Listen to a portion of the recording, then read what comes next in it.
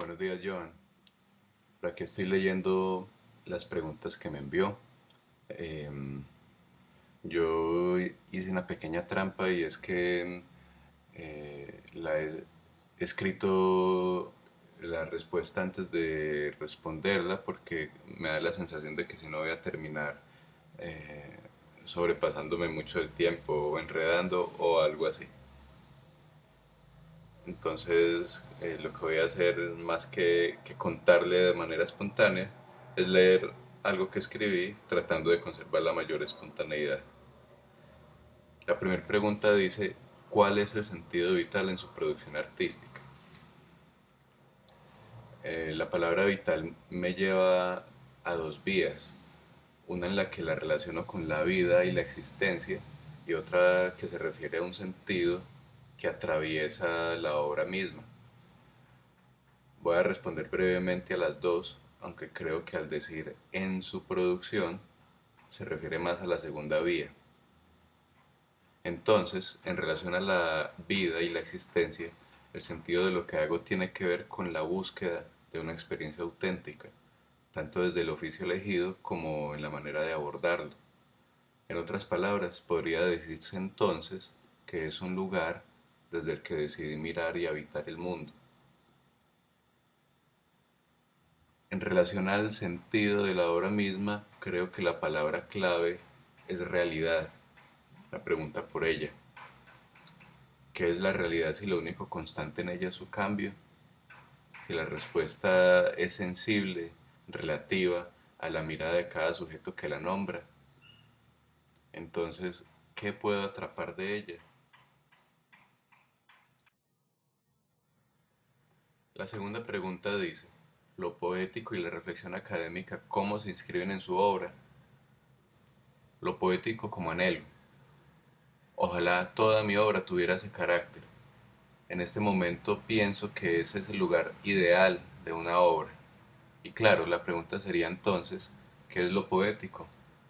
Yo lo relaciono con los temperamentos de la obra, es decir, con las sensaciones que da, ya sea porque éstas en sí mismas sean el objetivo de ella, o porque van de la mano y se conjugan con otras búsquedas, como por ejemplo las formales y conceptuales.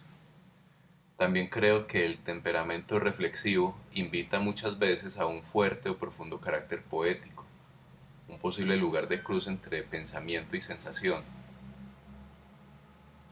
Cuando me dice el término académico, en lo primero que pienso es en institución y en mi vínculo con ella, que sería el hecho de ser profesor.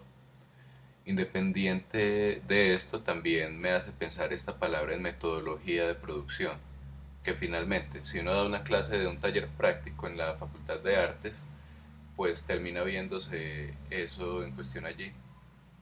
Entonces la reflexión académica se vería reflejada, por ejemplo,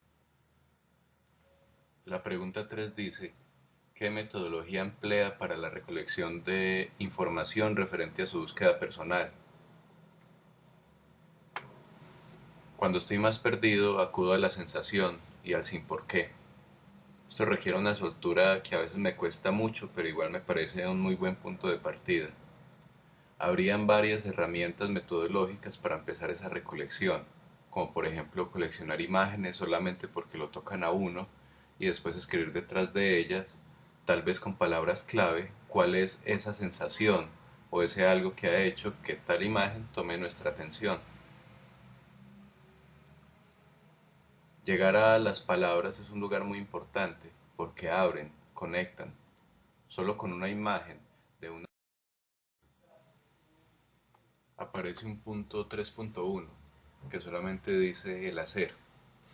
Entonces voy a decir las primeras frases que se me ocurren alrededor de este punto inicial. ¿Para qué hacer? ¿Para qué hacer con tanta saturación ya?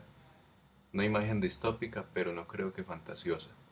Muchas bodegas llenas solo con las malas pinturas que se producen en un solo día en el mundo, y no me estoy declarando inocente.